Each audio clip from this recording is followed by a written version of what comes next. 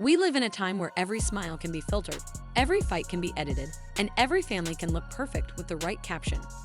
But behind the screen, behind the highlights and the hashtags, real people live with real consequences. And sometimes, those consequences arrive quietly, not with shouting, not with drama, just 4 words typed late at night on an old phone.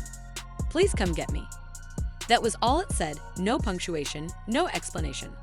Just a little girl's message to her father. And in those words, years of silence, hurt, and confusion came crashing down. This wasn't a viral stunt or a PR ploy. This was the moment everything changed, the moment love, heartbreak, and parenting collided in the most real and painful way. To truly understand how things got to this point, you have to go back to when Teyana and Iman were the picture-perfect celebrity couple. The kind people admired online with their matching red carpet looks, cute couples TikToks, and sweet videos of their daughter. They weren't just loved, they were goals. Fans saw them smiling at award shows, posting family selfies, sharing milestones. But what nobody saw were the quiet cracks forming beneath the surface. It didn't happen all at once. There was no single betrayal or explosive argument. Just small moments that started to shift the foundation. Rumors started swirling about Teyana and her co-star, Aaron Pierre. Most brushed it off. Aaron was known for being reclusive, rarely seen in public, much less tangled in drama. But slowly, more came out. A few texts, a photo, a voice note. Teyana swore it wasn't what it looked like. But it was too late. Iman already felt the sting of betrayal. And once trust begins to crumble, even the strongest partnerships can collapse. In the middle of all of this was their daughter. Just a child, trying to understand why her once loving parents were suddenly acting like polite strangers. They said they would co-parent peacefully, but behind that commitment was a rising tide of resentment. Iman started staying at his own place more. Teyana insisted on structure, claiming their daughter needed consistency. What she really meant was stability away from the chaos. But even when the arguments stay hidden, children always feel when something's broken. Months passed. The tension simmered.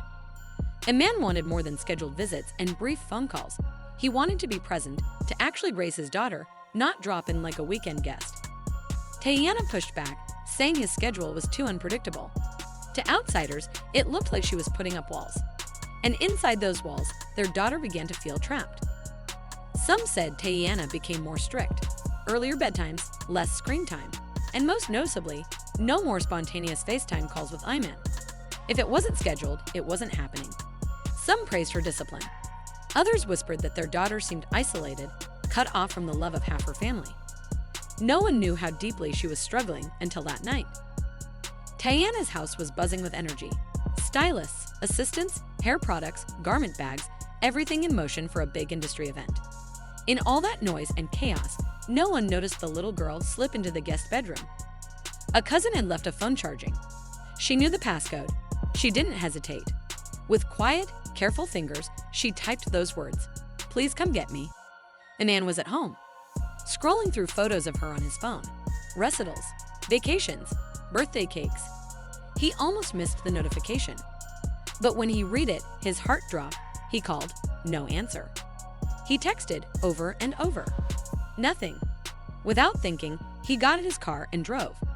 It didn't matter what rules they had agreed on. His daughter needed him, and nothing was going to stop him from making sure she was okay. It was nearly midnight when he arrived. Teyana's house was glowing. Laughter and music drifted into the driveway, but none of that mattered. He walked to the door and knocked, loud enough to cut through the music inside. Teyana opened the door. She looked surprised, irritated, her hair half done, her dress in her hand. She asked what he was doing there. He told her about the message. He said he had to see his daughter. At first, she dismissed it, said he was overreacting. But then their daughter appeared, small, quiet, holding the phone to her chest. Her eyes full of tears. She looked up at him and said, "I just wanted you to come." Something shifted in that moment. The frustration melted from Teyana's face, and without saying a word, she stepped aside. A man walked in, got down on one knee, pulled his daughter into his arms, and for a long time, no one said anything. When he finally looked up, his voice cracked. He told Teyana this couldn't keep happening, that their anger was hurting the one person they both loved the most. Teyana tried to hold it together, wiping her eyes. She said she was just trying to protect their daughter from disappointment, from the fear of something that might fall apart again. But Iman said that wasn't her decision to make alone. Their daughter deserved both her parents, not just a version of family shaped by bitterness and fear. What followed wasn't the kind of dramatic argument you see on reality shows. It was quiet, raw. Two people who had once loved each other deeply, now picking through the pieces of what was left.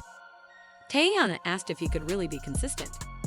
Iman admitted he hadn't been perfect, but said he was ready to try harder.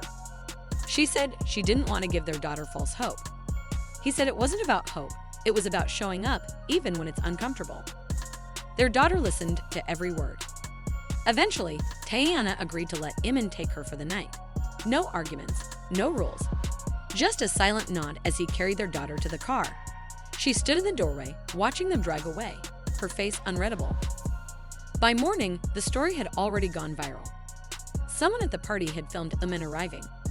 Someone else had snapped a photo. The blobs exploded. Teyana's daughter begs Iman for help. The headlines read. Fans rushed to choose sides. Hashtag Team Teyana.